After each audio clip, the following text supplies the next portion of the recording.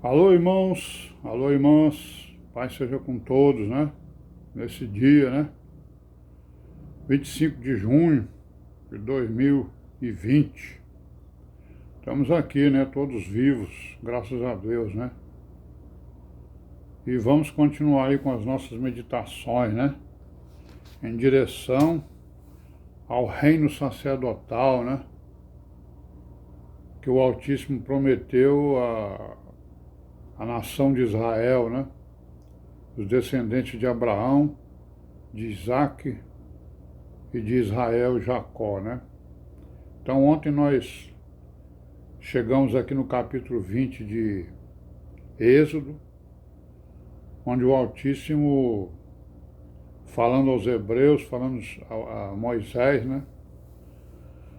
E dando ali, digamos, as primeiras leis, né? As grandes linhas, digamos, das leis, né? Que o povo deveria executar quando chegasse na Terra Prometida, né? Então, do capítulo 20, do versículo 1 até o versículo, até o final, né? Todo o capítulo 20, ele está falando exatamente das diretrizes, né? Das 10 palavras e das diretrizes para as outras leis que virão depois. Então, a gente prestando atenção aqui no capítulo 20, nós vamos ver que do versículo 1 até o versículo 11, né? O Deus de Israel está colocando aqui as leis referentes à sua relação, à nossa relação com Ele, né? Com a divindade. A nossa relação com o Deus de Israel, o Deus Todo-Poderoso, o Altíssimo, né? O Eié de Moisés, né? Que os tradutores aí traduzem por Jeová, Javé, né? Que não tem nada a ver com aquela frase que o Altíssimo deu para Moisés lá no capítulo 3 de Êxodo, versículo 14, né? Então, do versículo 1 até o 11, o Senhor está falando da nossa relação, no caso aí, né, da relação da sua congregação, que no caso lá era Israel, né, com Ele, né? Não terás outros deuses, você vai guardar o sábado, né? Esse sábado é um sinal contraditado, né? Certo? Não terá outros deuses, não fará imagem, né? Não se curvará nessas imagens, né? E ele é um Deus zeloso. Então, do versículo 1 até o 11, se refere à relação das pessoas, né, com o Altíssimo. E do versículo 12 até o 17, do capítulo 20 de Êxodos, ele está falando da relação entre as pessoas, né? A relação entre os irmãos, né? Entre as tribos, não é isso? Entre os clãs, entre as famílias e os indivíduos daquela nação, né? Não furtarás, não adulterarás, não matarás, não dirás falso testemunho, não cobiçarás a casa do teu próximo, honra teu pai e tua mãe, né? Então são relações entre as pessoas, as famílias e as tribos, né? Para que exatamente esse modelo pudesse ser executado. Então, o que Deus estava falando o que Deus estava propondo para aquela nação? Estava propondo um modelo, né? Um modelo para que eles executassem quando chegassem lá na Terra.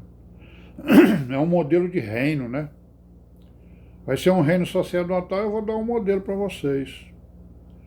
Então aqui começa então esse modelo, né? O modelo aqui falando de 10 palavras.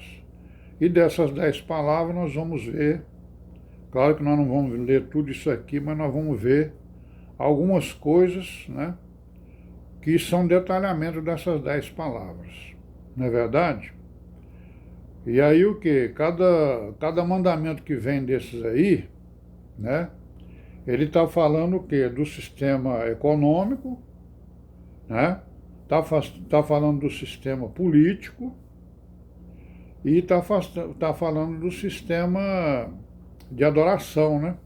Eu não vou falar de religioso não, porque eu vou falar da adoração, né? Tem um sistema de adoração, de honra, né, ao Criador. Então todo o modelo que Deus deu ao Altíssimo, ele contém exatamente isso aí.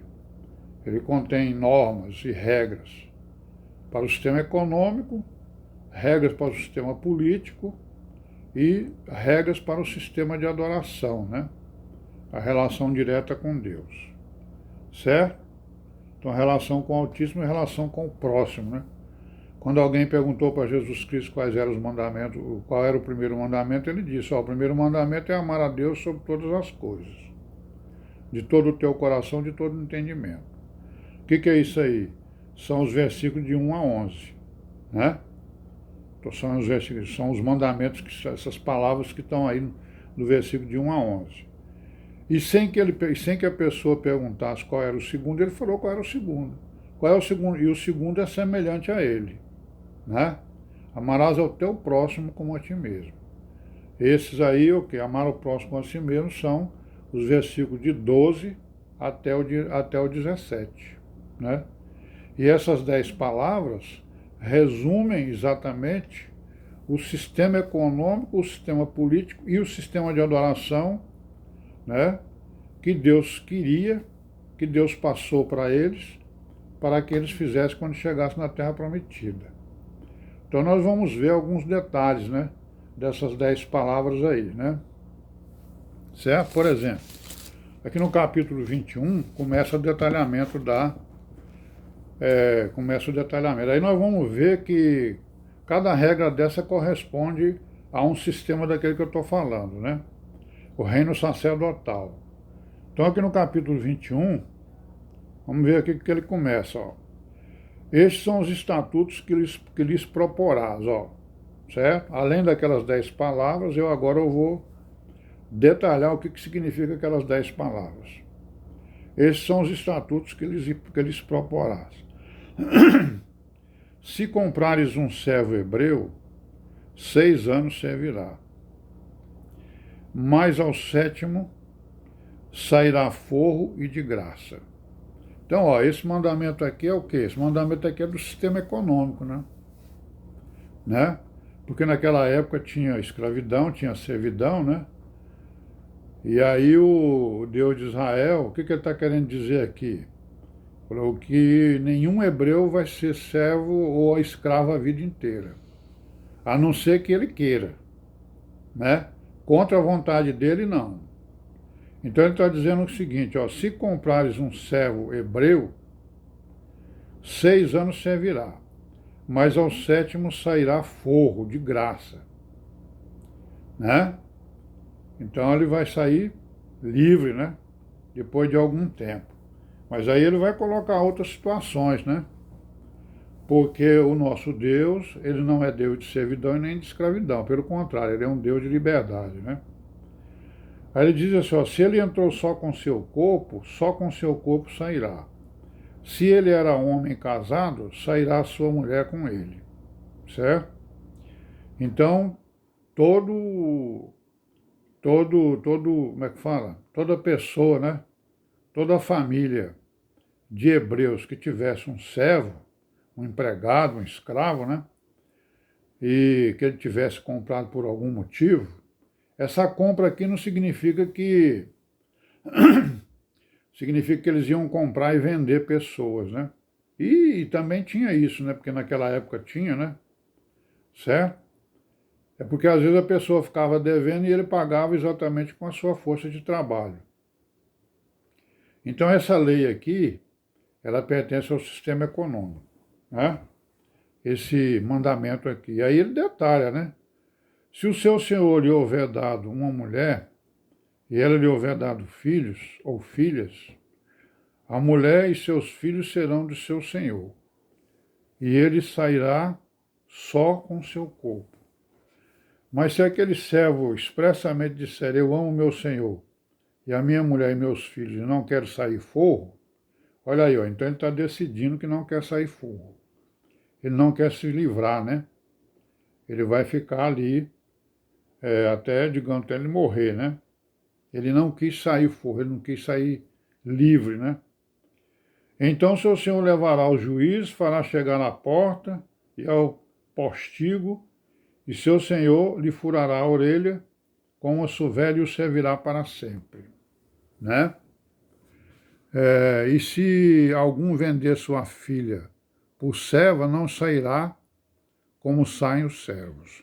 Então, no caso aí, né, o filho macho ou a filha fêmea é totalmente diferente um do outro. Se desagradar os olhos de seu senhor e não se desposar com ela, fará que a resgate. Não poderá vendê-la a um povo estranho, usando de deslealdade com ela. Olha aí, ó. Então ele já está falando na deslealdade, né? Certo? Então, irmão, nós vamos fazer isso aí, né? Já são aqui, eu estou falando, 11 minutos que eu estou falando. Nós vamos detalhar alguns itens dessa lei, né?